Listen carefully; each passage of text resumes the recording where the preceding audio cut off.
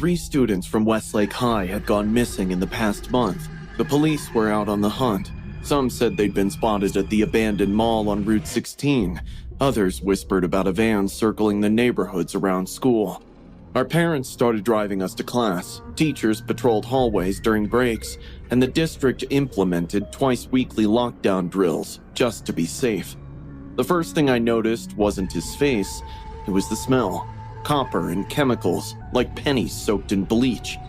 Our regular history teacher had been out sick for 3 days. This substitute, Mr. Rowan, carried himself differently from other teachers. While he wrote on the whiteboard, his sleeve inched up, revealing a dark stain his hasty washing hadn't quite removed. I was still staring, trying to piece it all together, when the lockdown alarm blared. The classroom froze. This wasn't the half-hearted monthly drill tone. This was the shrill, pulsing wail they'd only tested once, the one that meant inescapable danger. "Everyone under your desks," Mr. Rowan said, unnervingly calm. He didn't look one bit surprised. As we scrambled for cover, I caught a glimpse through the classroom window. Police cars silently pulling into the parking lot, officers crouching behind vehicles, weapons drawn. My heart hammered against my ribs. My uncle's a cop. Those weren't positions for a drill. Mr. Rowan didn't follow protocol. He didn't check the lock or turn off the lights. Instead, he pulled down the blinds with deliberate slowness, watching the police through the narrow gap. Something changed in his face, a tightening around the eyes, a twitch at the corner of his mouth. That's how I knew they were here for him. I reached for my phone, but his hand clamped down on my wrist. His grip was crushing, nothing like a teacher's warning touch. "No phones, Hannah." His whisper had raised the hair on my neck. "I know you're a good girl." We hadn't done roll call. His other hand emerged from his pocket holding a hunting knife. Not a small pocket knife, but a serrated tactical blade at least 6 inches long. The kind hunters used to gut deer. The fluorescent lights caught its edge as he turned it slowly. "Everybody's phones now." Tyler caught my eye from beneath his desk. His jaw was set, and I recognized the look. The same one he'd had before breaking his arm jumping off Miller's Cliff last summer. Reckless determination. I shook my head fractionally. "You know what's funny?" Mr. Rowan said, collecting phones in a metal trash can. "How easy it is. Walking in with a briefcase and a smile." He chuckled. "No one checks. No one inquires. You just say you're from the district office, and they hand you a classroom full of kids." A soft whimper came from somewhere in the room. He whirled toward the sound, nostrils flaring. "Shut up!" His voice changed, dropping any pretense of normalcy. "Or I'll give them something to find besides the janitor." Janitor? I froze. Mr. Keller had been missing since Monday. Suddenly, a knock at the door made everyone flinch. "Mr. Rowan?" Miss Riley's panic-filled voice boomed. In one fluid motion, he grabbed me, pressing the knife against my throat while pointing it threateningly at the rest of the class. His eyes swept the room with a promise that screamed, "Make a sound, and I start with her." Through the door's small window, I could see only Miss Riley's silhouette, not her face. She couldn't see what was happening inside either. "They're evacuating the East Wing. They found..." Her voice dropped. "Just stay put until officers clear your hallway." Found what? My pulse roared in my ears. "All present!" he called back. The moment she left, my chair creaked. I had shifted. His head snapped, pupils dilated so wide his eyes looked black. "You moved," he said, voice eerily childlike. "No one's supposed to move during lockdown." He lunged, grabbing my hair and yanking me up. The knife pressed under my jaw, cold metal against my pounding pulse. "All of you," he commanded. "Against the wall." My classmates stood up, trembling. "You're coming with me," he whispered in my ear, his breath hot and sour. Suddenly, Tyler launched himself from behind a desk, swinging the metal leg he'd twisted off of his chair. It connected with the substitute's knee with a sickening crunch. The man howled, slashing wildly. The blade caught Tyler's arm, opening a gash that immediately bloomed crimson. But the distraction was enough. I slammed my elbow into his ribs and broke free. Everyone get him! I lunged for the classroom phone, jabbing the emergency button. Room 207! I screamed into the receiver. He's got a weapon! He's not a teacher! The substitute's face contorted with rage. He limped toward me, knife raised high. "I've gutted people for less!" He snarled, lunging forward, but Tyler tackled him from behind. They crashed into desks, a tangle of limbs and blood and fury. Other students joined in now, desperation overcoming fear, throwing books, chairs, anything to slow him down. The door burst open. 2 officers rushed in, weapons raised, shouting commands that blurred together in my adrenaline-soaked brain. The substitute was pinned, cuffed, dragged upright.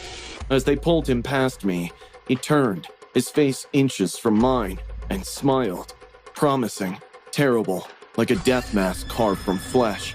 "You disappoint me, Hannah," he whispered, so softly only I could hear. "I know where you sit, what you smell like when you're afraid." They shoved him forward, but he looked over his shoulder, mouthing 2 words. "Next time." Later, we learned the truth. Samuel Ketch was a man wanted in 3 states for crimes against kids and teenagers. He'd walked out of a maximum security psychiatric ward 2 days earlier, leaving 3 orderlies dead with their throats cut, the same way they'd found Mr. Keller, our janitor, stuffed behind the boiler in the East Wing basement. The real substitute had been found in the trunk of his own car, 3 miles from the school. Sometimes at night, I can hear that soft click of the box cutter. I've switched schools, but I check the substitute's cuffs every time a regular teacher is out. I keep replaying that moment in my head, the moment when Liam let go of my hand, the moment I should have held on tighter. It was supposed to be a normal Friday, Mr. Carter droning on about quadratic equations while I texted Liam about weekend plans. Just 2 more periods until freedom. No one saw it coming. Ryan had always been strange, quiet, lurking in corners, staring at people for too long, but he was just another weird student at our high school. People made fun of him, but I tried my best to be nice to him. We exchanged smiles a few times in the hallway until Liam told me that he was getting creepy vibes from him, and I stopped looking his way.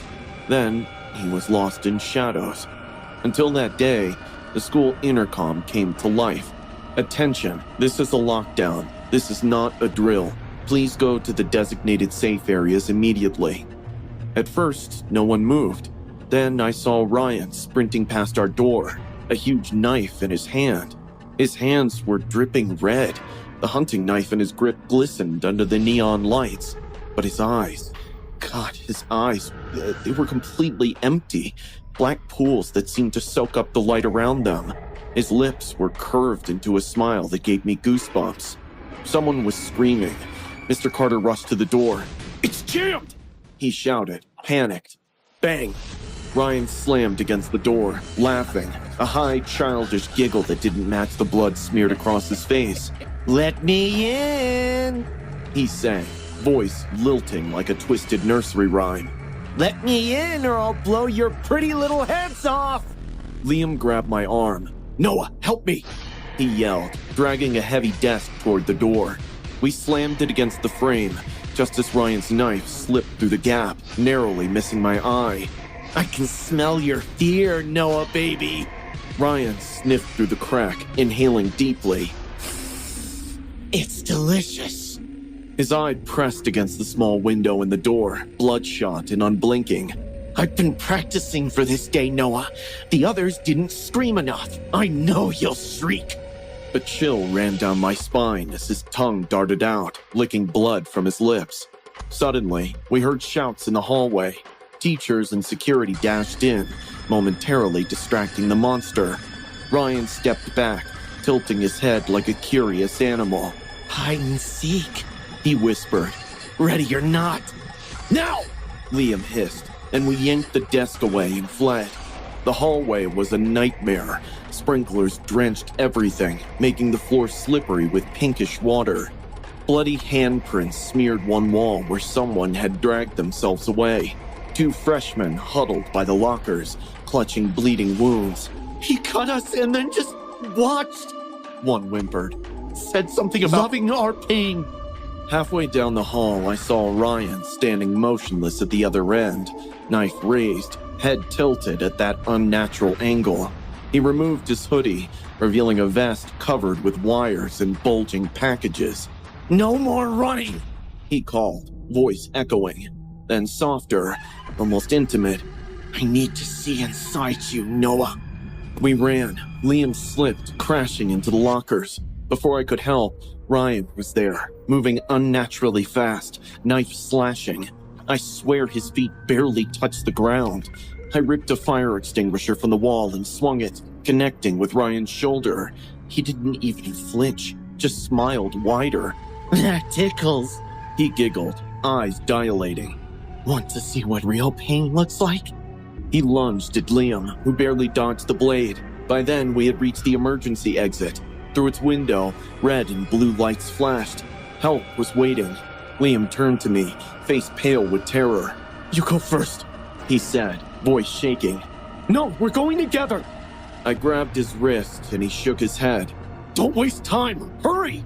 I stepped through the door, cold night air hitting my lungs. I turned back, reaching for Liam, our fingers connecting. That's when I saw Ryan behind him, appearing like a shadow. His eyes met mine as his arm plunged forward. "No!" I screamed. The knife entered Liam's back. His eyes went wide, mouth opening in a silent gasp. Ryan's face transformed with pleasure, eyes rolling back slightly as he twisted the blade. His tongue darted out again, tasting the air like a snake. "Beautiful," he sighed, as if witnessing something transcendent. The cops were running toward us now, but Ryan wasn't done. The blade flashed again, driving into Liam's side with a wet, sucking sound. I couldn't let go of his hand. I couldn't. "Just hold on, don't let go," I begged. Blood bubbled from Liam's mouth, but somehow he managed to smile. "Live your life, mate," he whispered, his fingers going slack in mine. And then he let go. I screamed as his hand slipped from mine, as his body crumpled onto the concrete. The cops tackled Ryan, who didn't resist. He just stared at me over their shoulders, smiling that unnatural smile. "I'll see you in your dreams, Noah," he said, voice carrying impossibly over the chaos. Hours later, I sat on the curb outside the school, wrapped in a shock blanket. Someone had washed Liam's blood from my hands, but I could still feel it, sticky between my fingers. The paramedics couldn't save Liam. He was gone before they even closed the ambulance doors. As dawn broke, I stared at his bloodied school ID, trying to focus on his smile rather than Ryan's words. Sometimes at night, I still feel Liam's hand slipping from mine. I wake up grasping at air, trying to hold on tighter this time, but I can't. And somewhere, in juvenile detention, Ryan waits. The guards report he doesn't sleep, just sits perfectly still, staring at walls, smiling. Sometimes, in the darkest hours of the night, I swear I can feel him watching me through the miles between us. And in my dreams, he whispers that he's coming for me, that he wants to finish what he started, that he needs to see inside me. I was halfway through my second cup of coffee when the call came. It was Mrs. Gallagher, my daughter's homeroom teacher. While sobbing, she told me the school was in lockdown as a mad high schooler got in with a gun. The mug fell from my hand and shattered on the kitchen tile. I grabbed my keys and raced out the door, already dialing 911. I ignored the traffic laws. The only thing in my head was Bloom, my daughter, my only child. She was all that was left of my wife Claire, who died 5 years ago. I had raised Bloom alone, shielding her from everything. And now she was still in a school with a kid with a gun. The outside of the school was in total chaos. Police cruisers, ambulances, and fire trucks blocked the road with their flashing lights illuminating the pavement with violent streaks of red and blue. Officers in tactical gear yelled orders into the radio. Parents were gathered at the barricade yelling for their children. I shoved through the crowd, barely able to breathe. "Derek, step back!" It was Officer Brady from my neighborhood. I grabbed his sleeve, my voice raw. "My daughter's in there. She has asthma. She could suffocate. Let me in." He shook his head firmly. We have under control. You need to stay back. You don't understand, I hissed. If she panics, she could collapse. She needs me. Brad's expression didn't soften. We'll get her out. You just have to let us do our job. For a moment, I stood there, fists clenched and my body shook with helpless rage. I could hear the cries of parents ringing in my ears, but I was not going to be still while my daughter was in there. I slipped back away from the crowd and gingerly walked around to the back of the building. I discovered the loading dock, which was completely empty. There were no officers and no barricade. That's when I saw it.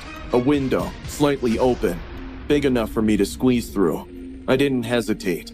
I pushed the window up, climbed up onto the ledge, and fell inside. My hands stung after the fall, but I didn't care. I was inside the building. The hallway was dark, with flashing emergency alarms projecting dim red lights.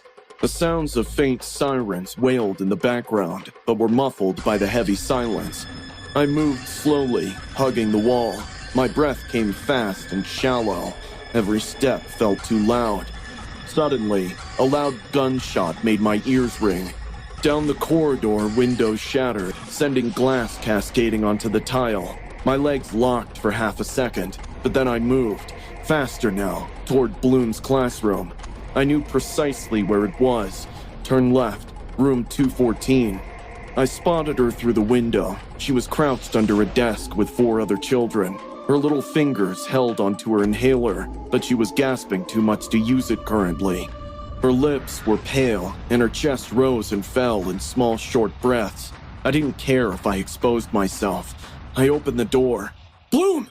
I hurried to her and got to my knees. Her eyes widened in recognition, but there was no voice. Her fingers were fumbling with the inhaler. Breathe, not baby, just like we practiced. I could hear the shake in my voice. Nice and slow. Her hands were too shaky. I took her small hands and guided the inhaler to her lips. Take a deep breath. Hold. Okay, count to 3. That's my girl. Behind me, a boy maybe 10 years old pulled at my sleeve, barely supported by his voice. He's coming. I stiffened. Footsteps. Heavy, slow, deliberately. The shadow appeared first, stretching against the wall. Then he stepped into view. A kid, probably no more than 17 or 18. His face was still a mess of zits, but his eyes were empty. He was carrying a shotgun in his hands. His eyes were flicking to the classroom door. He couldn't see me yet. Move, Derek. Now. I shoved Bloom into the wall, leaning against her. He lifted the gun and fired. The tube lights overhead shattered, exploding glass. The kids screamed, crying under their desks. Bloom was holding on to me, squeezing my arm with her fingernails. I didn't think. I lunged. Hey! I yelled, grabbing a chair and throwing it at him. The metal legs smashed into his ribs and he stumbled backwards, the shotgun falling out of his hands. Run! I screamed. The children took off, gripping one another, sobbing and finding their way to the hallway. Bloom's legs weren't holding her, and her air was short, but she still moved, breath short and quick. Go, baby, don't stop! I shouted. The assailant regained his footing, charging me into the wall. I hit my head on the plaster and my eyesight blurred. He was on top of me, fists flying. I could taste blood. My ribs were screaming at me. My fingers closed around something cold sometime during the fight. The shotgun. I squeezed it and swung it wholeheartedly. Bone broke. Blood splattered. He sagged onto the tile, moaning. I outstretched my arm as I rolled off the floor. My ribs were writhing, and my knees wanted to fold in on themselves, but I forced myself to move. As I staggered out of the building, the first thing I saw was Bloom in Officer Brad's arms, crying uncontrollably with her face buried in his chest. Bloom! I yelped, my voice cracking. Her head snapped up. She broke free from Brad's hold and ran toward me, arms outstretched. I held on to her, gripping her so tightly. I worried that I might break her. I felt her tears soak my shirt. I kissed her forehead, again and again, swallowing back my own tears. I'm here, baby. I have you. You're safe. She was alive. She was safe. And so was I. Horror, Dark Whispers.